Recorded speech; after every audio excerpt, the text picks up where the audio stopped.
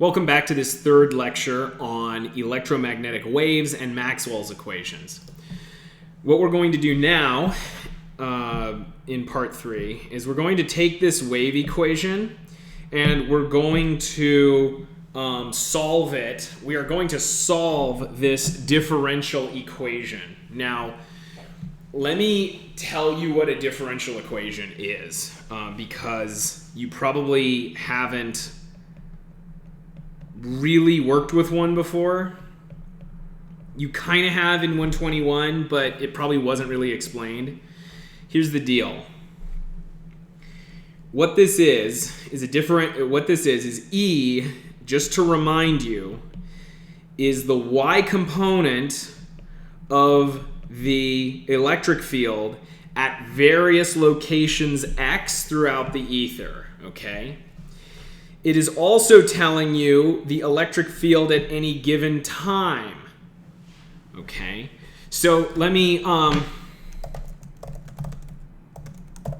show you a little animation here.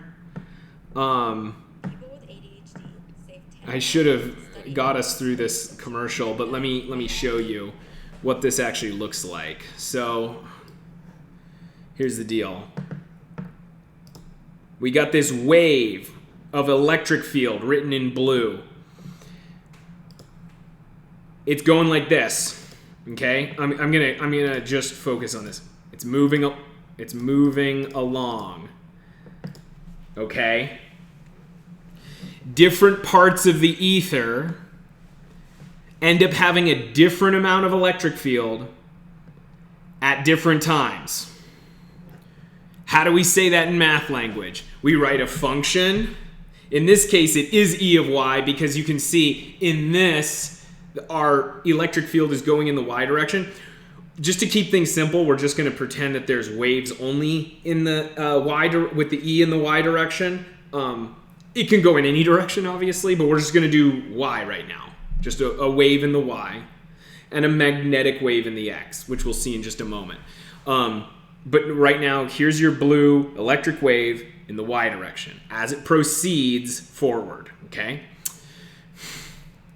The way that we show that in math language is that different parts of the ether, each part of the ether has a different location X.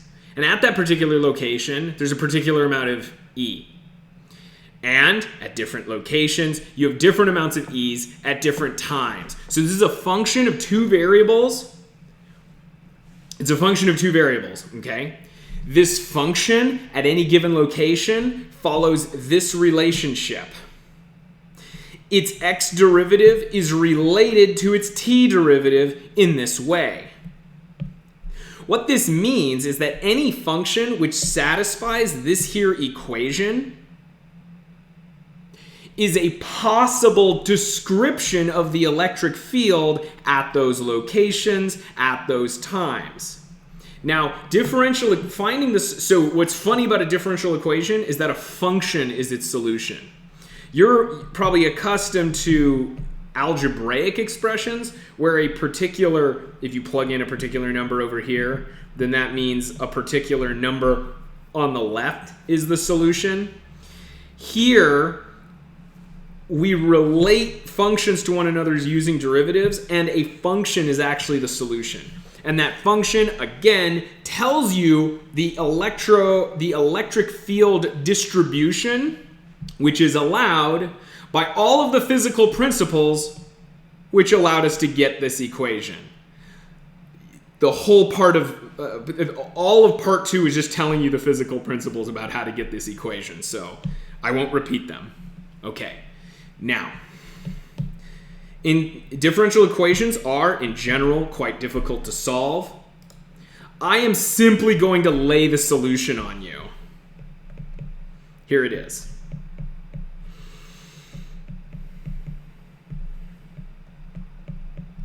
Now, what does this solution mean? What does this solution mean? What it is we have y in this direction. Let's call this the x direction.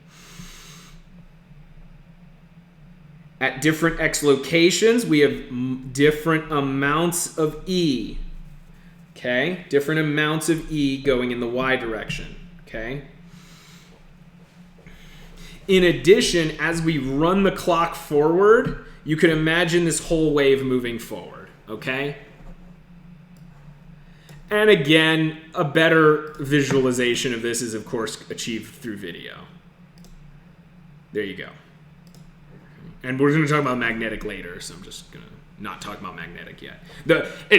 All of the electric wave is accompanied by a magnetic wave. We're not going to think about that yet, okay? It's actually not that hard to just add the magnetic part on top. Just think about the electric for now, okay? So let me tell you more about the anatomy of this here. So this is the solution to the wave equation. In other words, it's a function which describes the electromagnetic wave at different locations over the course of different times. Okay? Let me tell you about its anatomy. Omega is equal to 2 pi times the frequency of the wave. What does frequency of the wave mean? What that means is, imagine there's a man standing here and he's absorbing wave after wave. The frequency is number of wavelengths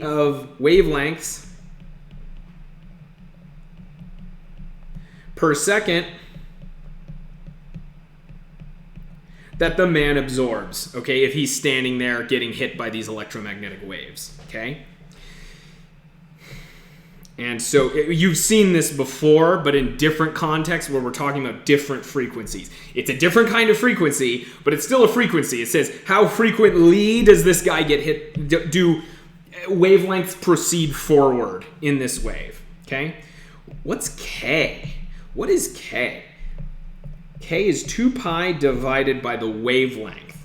Okay? The wavelength is how long in terms of distance each individual cycle is. It's the length between the peaks. Okay? And I'm going to tell you one more thing. Frequency is 1 over period. And this is T is equal to how long it takes to absorb one wavelength. Okay, so this guy's getting hit by waves. It takes a certain amount of time to get hit by one wavelength. So let's say that the frequency is 2 per second. That would be very low. That would be a very low frequency wave, but I'm just making it simple. If the dude's getting hit by 2 waves per second, that means the period is half a second. Because half a second, another half of a second, 2 waves per second, okay? These are all very important equations, okay? All right, now, the speed of light, c. Remember c. C is the speed of light. It turns out that the speed of light is considered to be an essential number in physics. I don't know if I agree with that, but based on the way most people think about physics, the speed of light ends up being really important, okay? I'm just going to let you know that it may not be that important, but remember that most people do. Most people consider this to be really important, so it's given its own letter, C, the speed of light, okay? It turns out that the speed of light is omega divided by k. All right, so I'm going to underline that. Now what I'm going to do is I'm going to take omega divided by k equals 2 pi f divided by 2 pi over k. The 2 pi's will cancel, and we're going to get f times lambda. I've made a mistake. That's supposed to be a lambda right there. We get f times lambda, right? Therefore, C is equal to F times lambda. Okay, now I'm going to tell you, this last one is a really important equation. It's simple, really important though, okay? So make sure you get that one down. Let me tell you why it's important. What it's telling us is that it's telling us 3 attributes of a wave, in this case an electromagnetic wave, that are related, okay? The frequency of the wavelength of the wave, and the speed of the wave are all related in this very simple way. Let me show you how we know that. Let's return to the man. The man is absorbing F waves per second. Each wave, as I have told you, I'm going to complete this wave. Each wave, as I've told you, has a wavelength of lambda, okay? Therefore, the man is taking F lambdas per second, which means the wave is traveling F times lambda. Another way of thinking about this. Imagine each of these lambdas is a train car. If each train car is lambda long, and this man is slammed into by F train cars per second, what is the length of train he's absorbing per second? Well, it's going to be F times lambda. Therefore, the speed is F times lambda. You can think of it as each wavelength being a train car. Kind of helps you think about why that equation is true. Okay, so those are some wave equations. Okay, now let me think about this next part. I have notes on this next part, but I'm kind of thinking 16.26. Okay. What the hell?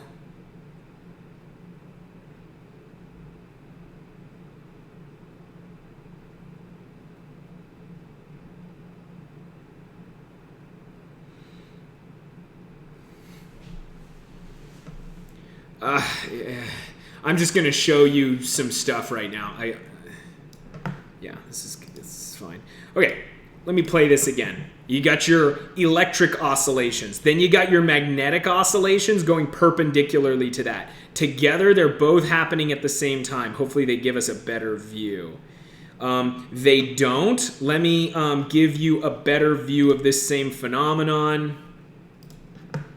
The book draws this rather well. I'll just show it to you. Here's what's going on right now. We got electric oscillations going up and down. Remember to think about this whole thing traveling forward. We got our electric field going up. We got our magnetic field going at right angles. And then the whole damn wave is moving to the right. Okay, so remember that the magnetic field is always perpendicular to the electric. Let me say it this way. The magnetic oscillations are always perpendicular to the electric oscillations. Okay, so here's how you can remember that in terms of the ether.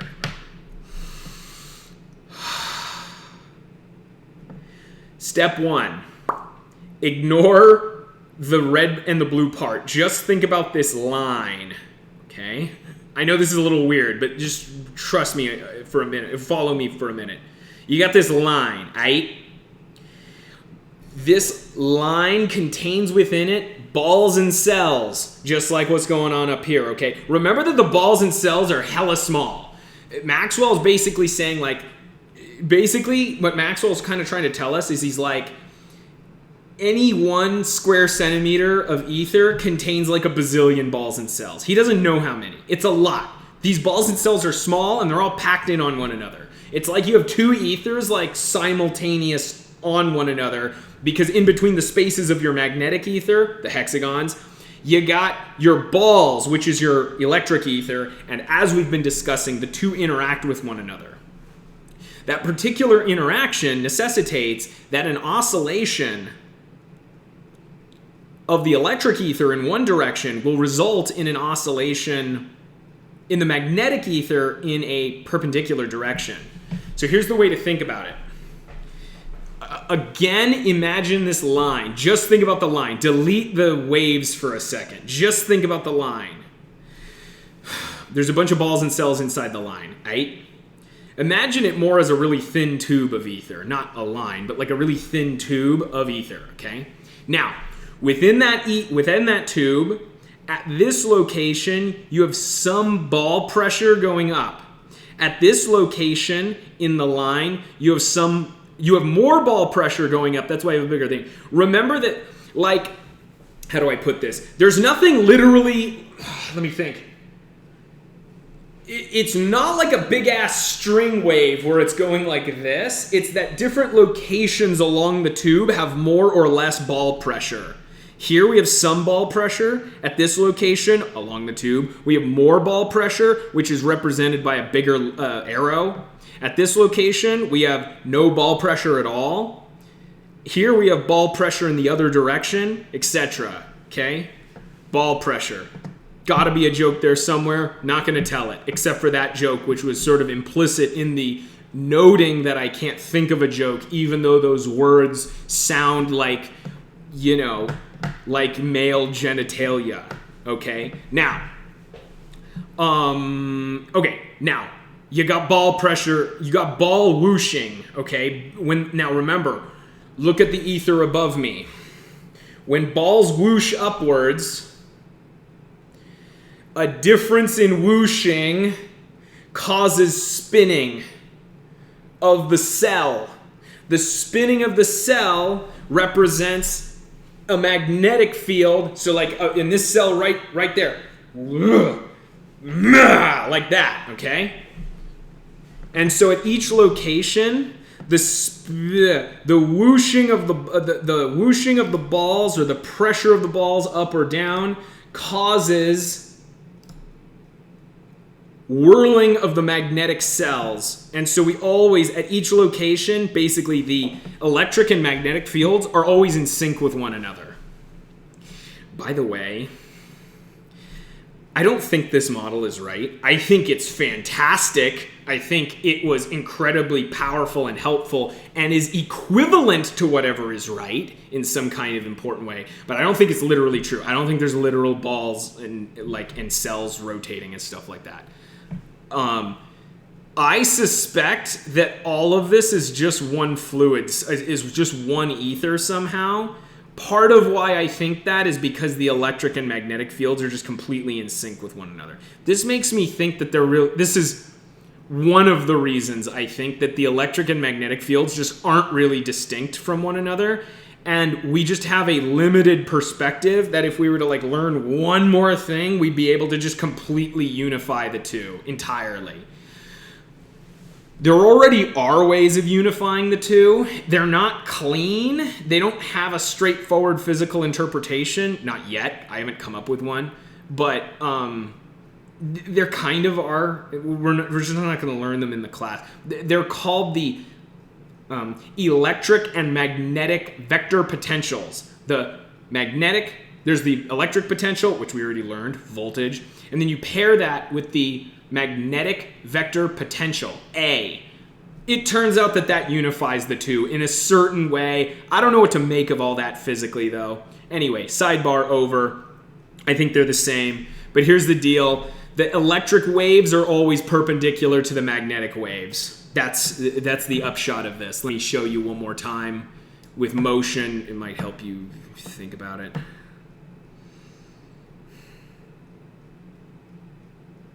Okay. Great.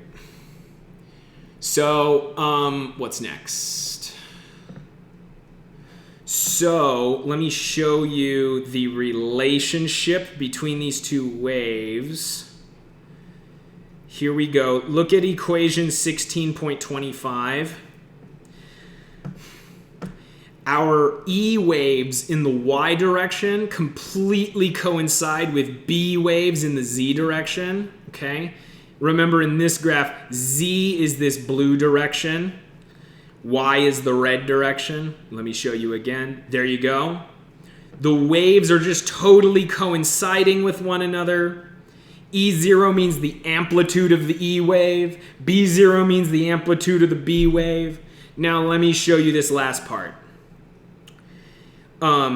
Here, 16.26 is a very important equation. It tells you the relationship between the E and the B. Okay? E and B are related in a very simple and straightforward way. If you want to find the E, just plug it in along with C, speed of light, and you're going to get your B, your magnetic field, or vice versa. Whatever you want, you can get any of these three, okay? Very simple equation.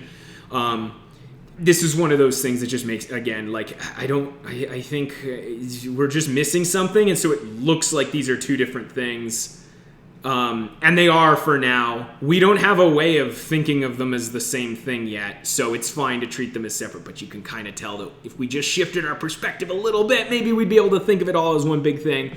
But that's all I'll say for now on this. Just remember this equation. I'm not proving it, by the way. It's fine. I mean, it isn't, but that's the best I can do for now. I'm not proving it. There you go. That's the relationship between the E waves and the B waves. And I think that does it for that. Okay, now the next thing I'm going to talk about the energy delivered by these waves. Oh wait, there is one more thing I want to show you. Got to show you 16.9. Here you go. Look carefully at this picture. The red arrows represent electric field. The blue... Wait, is that true? It's confusing because it's the opposite for... The red arrows represent electric field. The blue arrows represent magnetic field. In the video, it's backwards. Sorry. So, the red is electric. The blue is magnetic. So here's the deal. This thing shakes up and down. We got charge shaking up and down, okay? That's going to create blue magnetic swirls around. Why? Because it's basically a current, okay? It's a current going up and down, so we got blue magnetic swirls. That causes, now, a blue magnetic swirl causes a red electric swirl around that. Let me give you a different perspective on that same thing.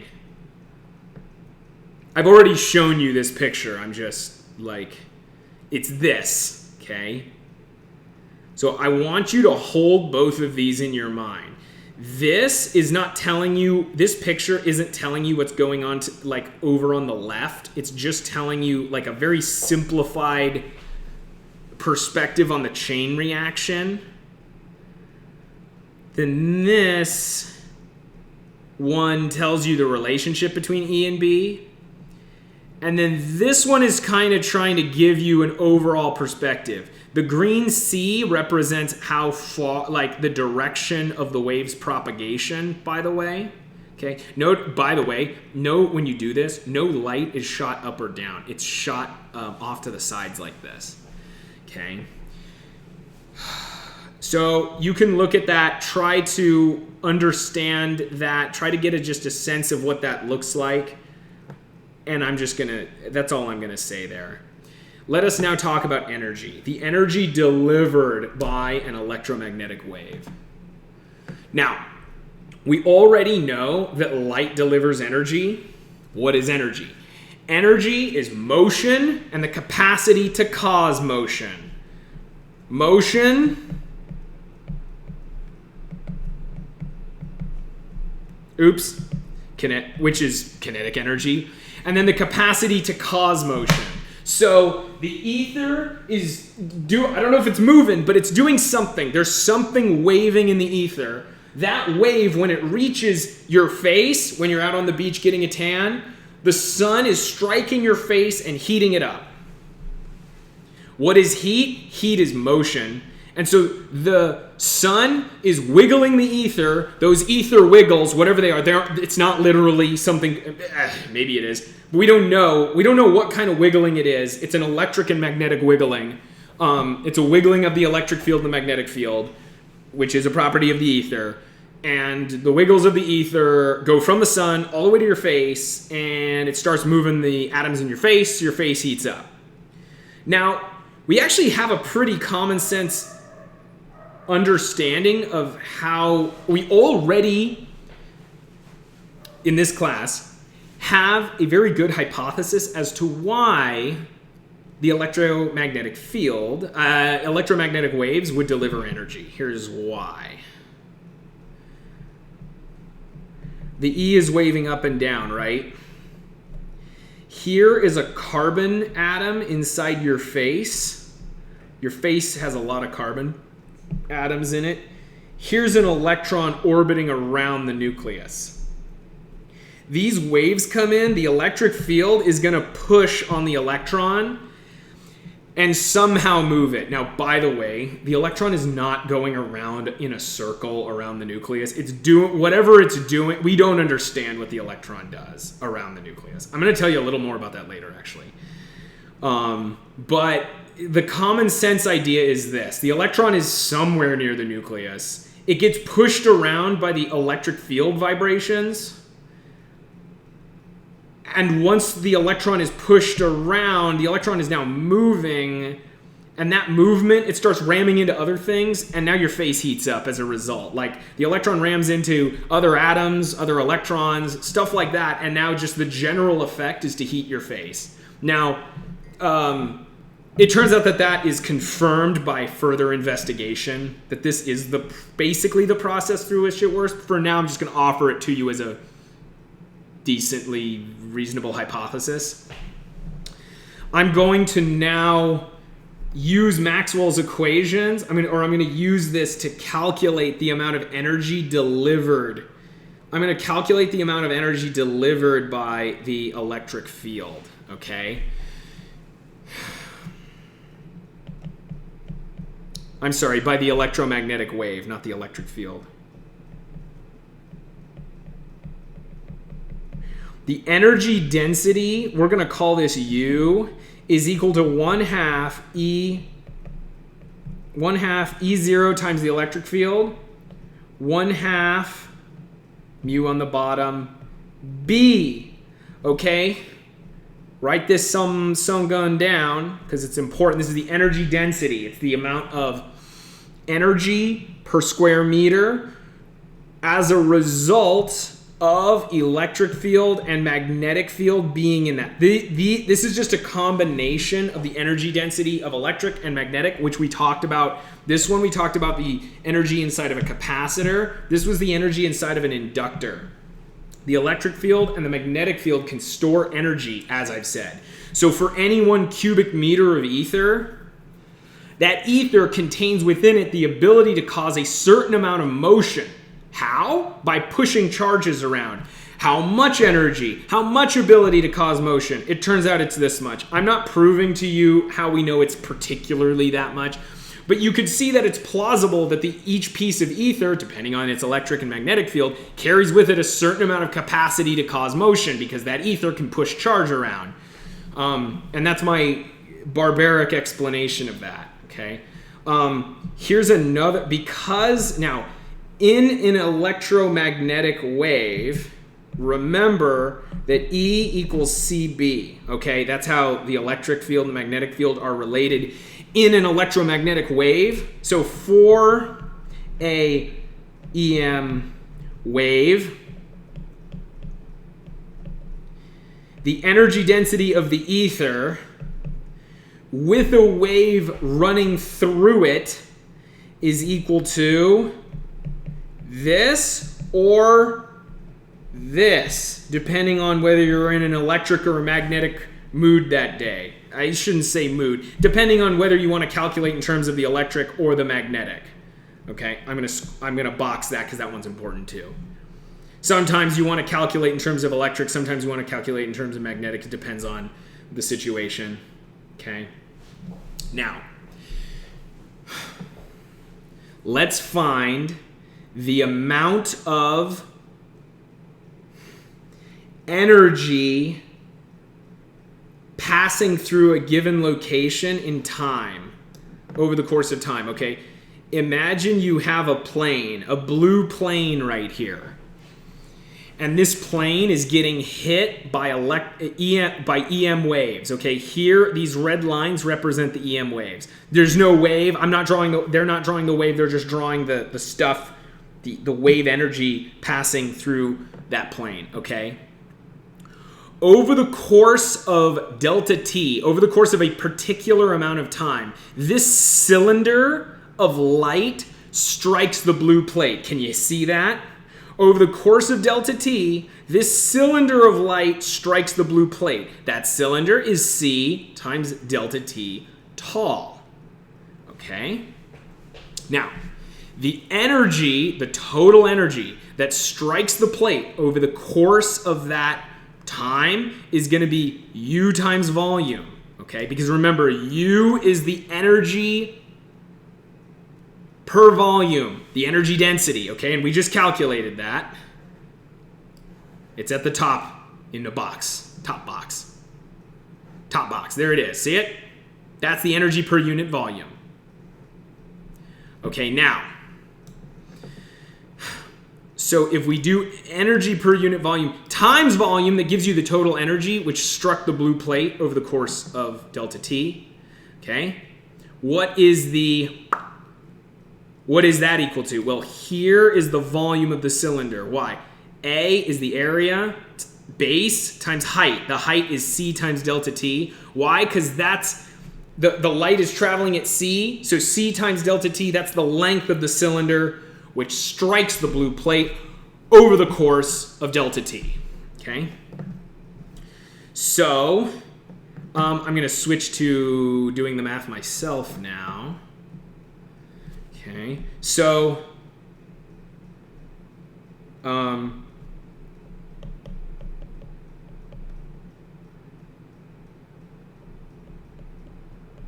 the total energy received over the course of delta T is UAC times delta T. Okay? Now, if I divide both sides by A times T,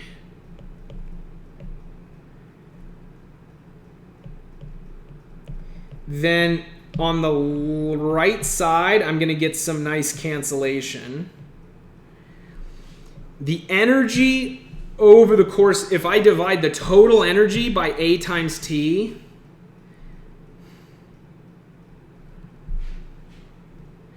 this is called intensity. Let me make sure I'm doing that right. I'm saying that right. Energy passing, flux of energy,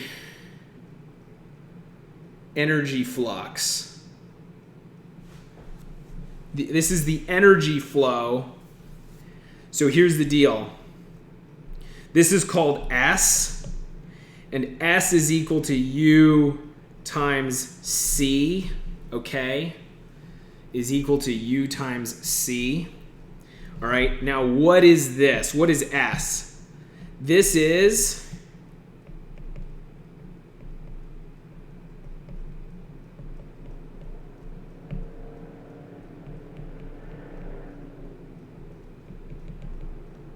it's the energy flow per area per time. Here's the way to think about it. If you sit out in the sun, how much energy is absorbed by your entire face?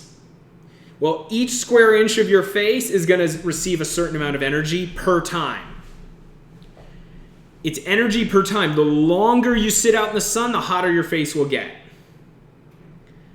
The more of your face there is, the more energy your face absorbs. So it's the energy per area per time, okay? And that's equal to U times C. And C is just C, okay? And so, but then by like getting this in terms of the other things, we can write it in terms of magnetic field or electric field. Okay? We can write it in terms of electric field or magnetic field. Okay, so these are different ways of writing S. Okay. Now, I'll quickly introduce to you the pointing vector. Okay. The pointing vector is S, and it's equal to, it's basically this one, only it's a vector understanding of this last way of saying S. E, electric field, cross B. It's the cross product of these two vectors. Okay? To remind you, the two vectors are perpendicular to one another. If you do your right-hand rule, which tells you the cross product, S, the delivery of that power per time, power per area, is in the direction of the wave's propagation. So what S represents, it represents the amount of energy and the direction. It's the amount of energy per area per time and the direction of that energy delivery. And that's all I'm going to say about that. I'm not proving it. I'm just telling it to you, basically. Okay? Now,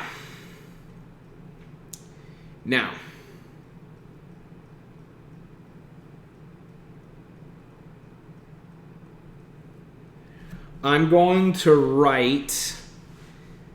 to draw your attention to this equation right here. This version of the S equation, okay? If I remember that E at any given time is oscillating, so I'm going to write the oscillatory version of S. There's different amounts of E at different times, right? And so there's different amounts of E at different times. So there's different amounts of energy being delivered by the wave at any given time as it's coming in and hitting your face. Okay? Different amounts of energy at different times because there's a different amount of electric field at any given time. And that ends up looking like this. This part represents the waving of the electric field. Overall, it represents the waving of the incoming energy per unit area. Per unit time, per unit area. Okay? Now, if we want to know I, which is the average energy per time per unit area, what we do is we take this whole expression. We take this whole expression, copy, paste, and we add up all of the contributions of energy over the course of one cycle.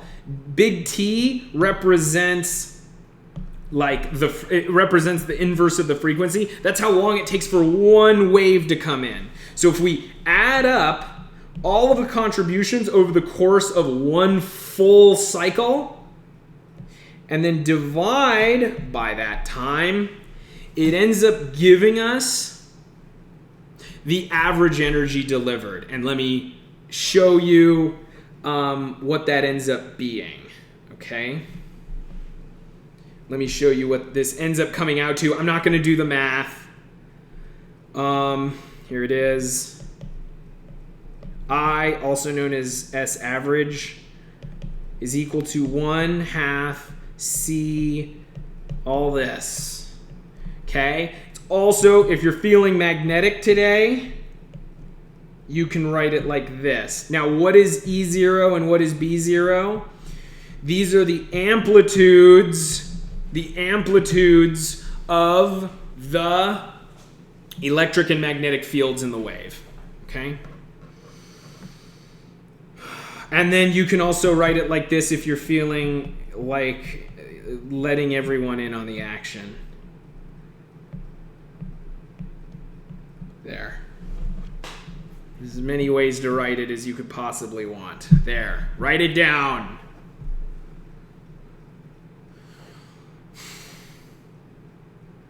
And that does it. Okay? That's it for energy. There's an example in the book where I'm just going to mention this quickly. Imagine a light bulb. It's shooting energy in every direction. The energy grows weaker.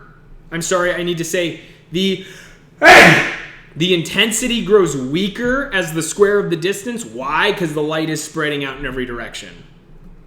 Just as the electric field spreads out from a charge, weakening by the square of the distance in every direction, that's Coulomb's law.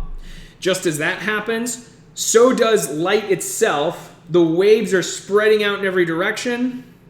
These certain kinds of changes in the electric field, spreading out in every direction, so it gets weaker as the square of the distance, okay? Do they show it? Not really. Yeah, here it is. Power divided by the area of a surface area of a sphere. And so that's like how the intensity lowers with distance. Make sure you know that so that you can do problems on it. All right. Finally, momentum. This is the last topic.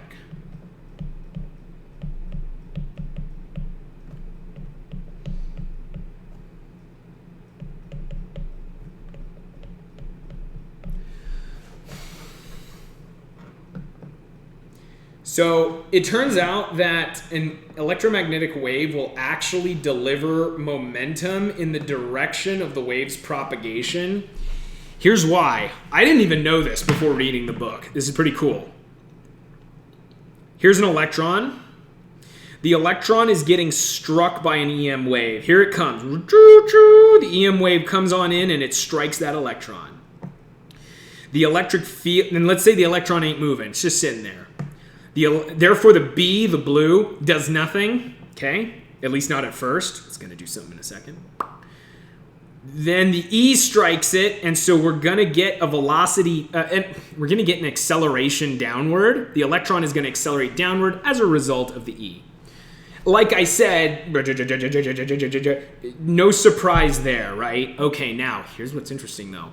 Once that electron gets going, the electron's moving. The B will now produce a force on it. So, what does that mean? Well, what that means is, what's the direction of that force going to be? That force, let's use our second left-hand rule, because it's an electron. Got to use your second right-hand rule, but we're going to use it. Our velocity is down. Our B is... Holy mackerel. You know what? I want you to just do it yourself because it's too hard for me to show it to you on camera. I'm getting the same thing the book gets, and that's an F in the forward direction, using your second right-hand rule, but with your left hand because it's an electron. So here's what's kind of cool. The EM wave, not only does it make a charge go like this, but it also hits the charge in the direction of the wave's propagation. The way we say this is that EM waves carry a certain amount of momentum with them. And in the modern day, we have found that EM waves contain a particle type property too. There's light is a wave, but it also has some kind of particle property. You've heard that light is a particle and a wave at the same time. That is wrong. Something cannot be one thing and another thing at the same time. Something can have properties of both, though, somehow. One leading hypothesis, which could be true, is that there is in fact a particle that's getting pushed around by this wave. Whatever you want to call, however you want to think of it, or whatever the truth may be, this wave in the modern, this particle, the photon, a particle thought of as following the electromagnetic wave around, is thought of as carrying the momentum of the wave. I am not sure what to think of that. It's a bunch of science that I've read about, and I don't understand it. So I'm just reporting what I've read, okay? What we do know, though, is I've given you a pretty damn good reason to think that the wave gives a forward push. Now, this was confirmed experimentally. Check this out. This is so badass. They hung these two mirrors on a string, and then they shined light at this mirror, and it made this thing twist. It made the string twist a little bit. a measurable amount. It's pretty cool, huh? You can actually hit something with light, and the light pushes it, which is just totally badass. It's not much, by the way, but it carries momentum. Okay, now here's the deal. What this does is it produces a pressure. A pressure. So imagine there's lots and lots of waves hitting the surface of this mirror. It's producing a force forward, like I said, on the electrons inside the mirror. This produces a constant force over time, over the course of a certain area. This is a pressure.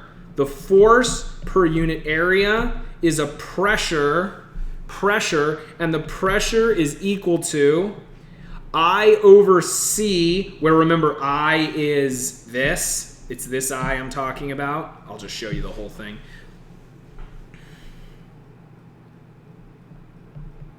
For perfect absorber, and it's 2I over C, twice as much for a perfect reflector.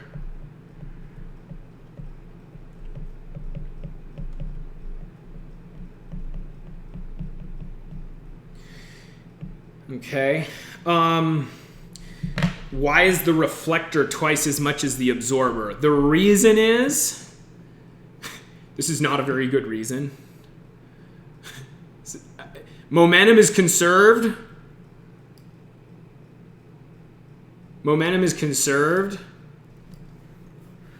And I'll tell you, I'm not going to take too much time on this, but if you throw a bouncy ball against this mirror, and the bouncy ball stops moving altogether once it hits the mirror, it's going to make the mirror recoil a certain amount. But if the bouncy ball ricochets off twice with the same speed it came in at, that gives twice as much momentum to the mirror. And the reason for this is momentum conservation. If you have momentum going this way, that means like you had this much momentum going this way, and then the change was this way. So it's double the amount of momentum being transferred to the mirror.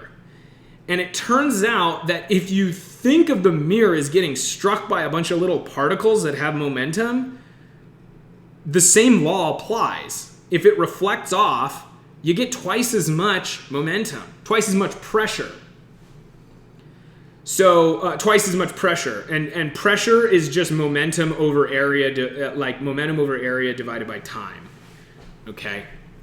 So light delivers pressure. You wouldn't have expected it, right? Okay. That concludes the course. That concludes our journey through electricity and magnetism. We've talked about electric phenomena. We've talked about magnetic phenomena. We talked about a series of equations which united the electric and the magnetic phenomena. We then used those equations to realize that the ether waves in this electric and magnetic way, and that those waves are light. We then discovered exactly the specifics of how light delivers energy and momentum. So that's what we just did.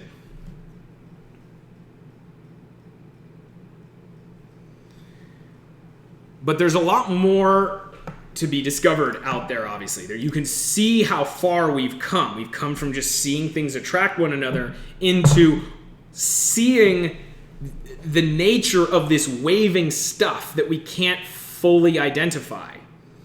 And that is basically where physics has stopped. As I have probably told you before, physics right now is not in a good state. Physicists generally, as you could probably tell from the way the textbook is written, physics is generally thought of as a series of mathematical equations that are not clearly connected to some kind of physical reality. The equations, of course, to the extent that they are correct, talk about physical reality, and in my opinion, all of these equations are correct. But by the way, all of these equations are all over 100 years old. I think everyone who fully understands them is dead. The people who came up with it understood these things physically. Maxwell understood balls and whirling cells. He knew something like that was going on, and that these balls were undulating up and down, and the cells were undulating like this, and that was the way he understood the ether to be waving. And of course, it's probably not literally doing that, but at least he had some kind of way of understanding what the equations could mean physically. And of course, I mean, this is why Maxwell discovered so much, is because he had some kind of actual physical image of what the equations meant. Nowadays, physicists basically play with equations. They don't think it is relevant to understand what the actual physical reality behind the equations are. They have dismissed the idea of the ether, as you have seen in the textbook, where they say that these waves are waving with no medium. That is simply wrong. Waving has to be the waving of something. Nothing is not a thing. Nothing is not a thing that can wave. Therefore, we know there is something waving.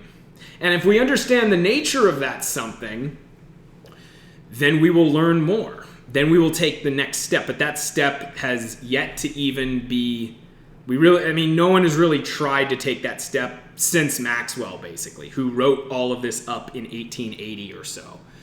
1880? More like 1860, actually. And then no one, as far as I know, no one really got further.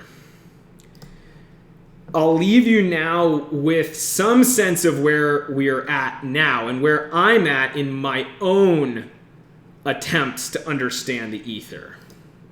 I'll tell you a few things in modern physics which appear very striking to me.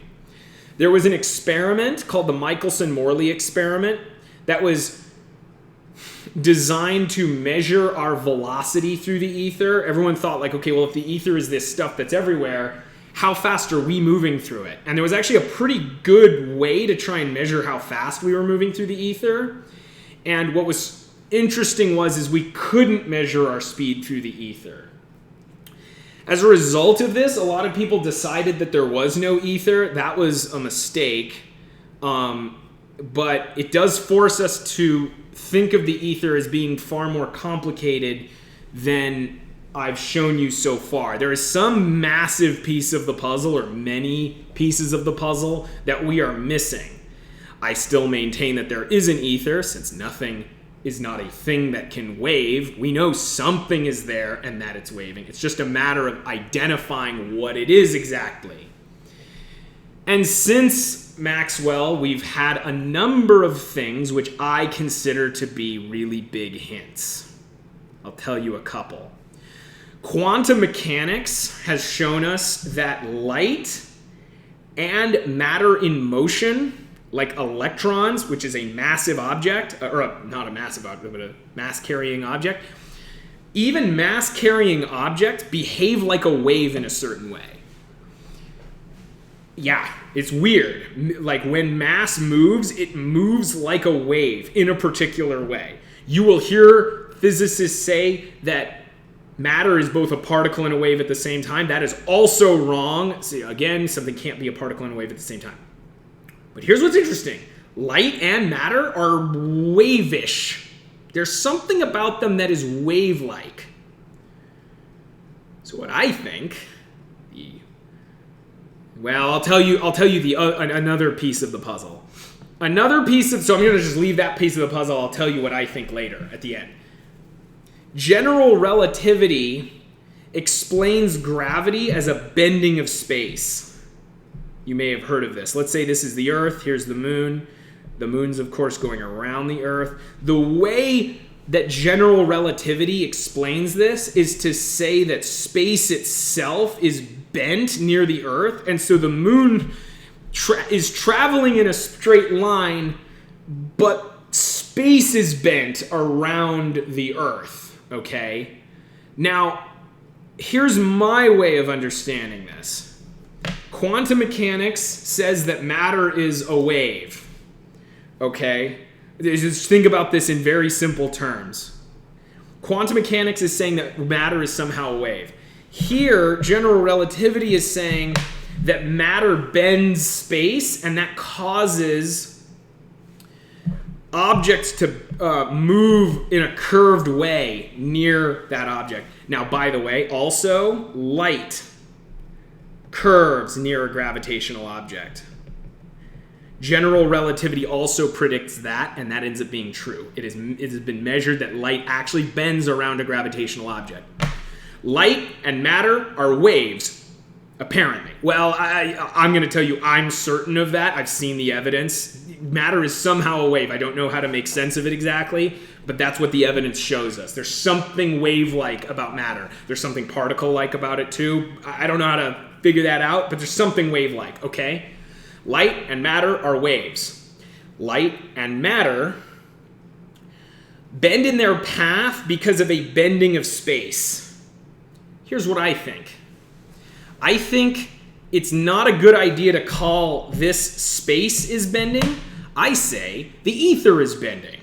The ether is a substance, okay? Light and matter are waves of that substance, and massive objects bend the substance, causing the path of waves of that substance to change in their direction when they're in the vicinity of it. This is not, so that's what I think is going on. As a result, I think if we were to identify the nature of the ether, we would be able to integrate all known branches of physics. Basically. That is what I think the path forward is, and so that's what I'm doing in my research. And you can see that even in this class, we have gotten quite a ways towards understanding the nature of the ether. There's a lot further to go, and modern science isn't trying to go there, but I've already given you some of the puzzle, and so you can see for yourself that there's a lot of very cool stuff. And so I just wanted to end on a note telling you that there is much more awesome stuff on the horizon for understanding the physical world and understanding it on a broad level, this stuff that's everywhere. And maybe matter is actually just an expression, an oscillation of that stuff. But we know that light certainly is.